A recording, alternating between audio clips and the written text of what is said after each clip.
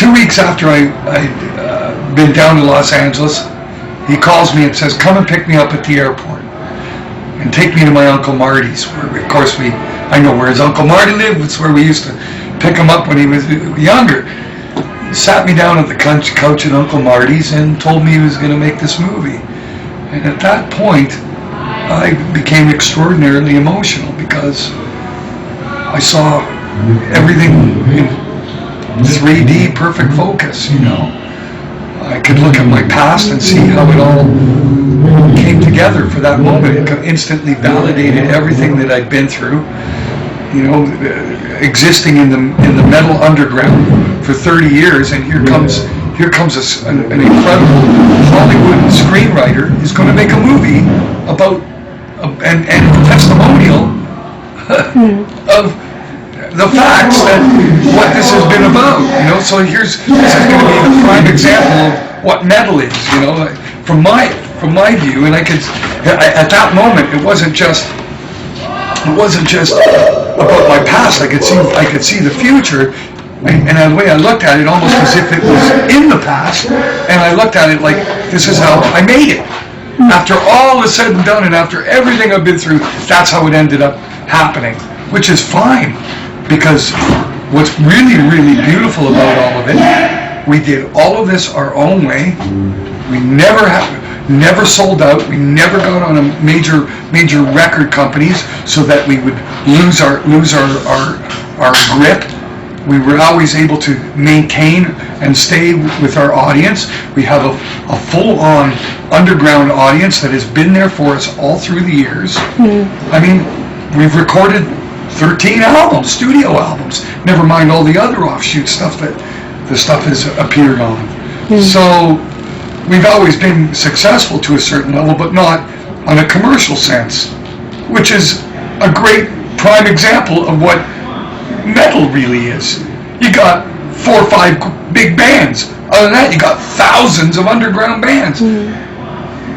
But what makes this all very, very special, Anvil was one of the very, very early bands and a very, very influential band. So when he put together this movie, getting testimonials from guys like Slash or Lars or Tom Araya or Scott Ian, not a problem. They were Anvil fans.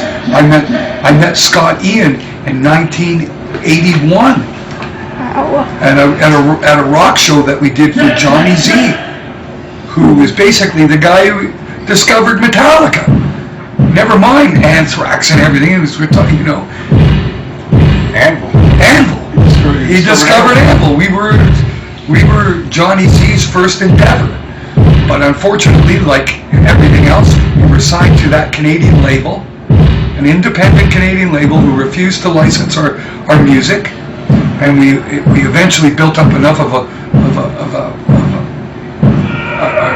following and an excitement in the press that we brought in. It brought us an incredible manager who was Aerosmith's manager, and we actually even went out with Aerosmith for 5 days.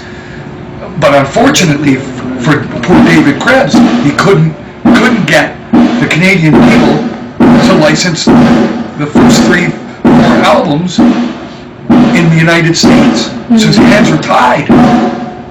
So, but what he thought, well, let me just get them out of this record deal and get them something new down here. Well, he pulled us out of that record deal and couldn't get us something new because all the labels wanted the old stuff. They didn't want to just pick up where it left off. And here we were in 1983, no record deal, no tours, nothing. For 4 years, the most important years of metal, so everything and anything came up around us, and that was how it ended up. And we had to take the ball and run with it ourselves. We were able to get our own licensing deals and recorded the albums on our own money. We were able to persevere for 30 years now, and that's how we've been doing it.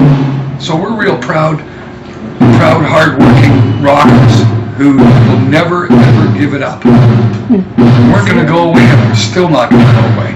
All right. Anything else y'all would like to say? Just that we're really, really honored and very, very excited to play in New Orleans. And we hope that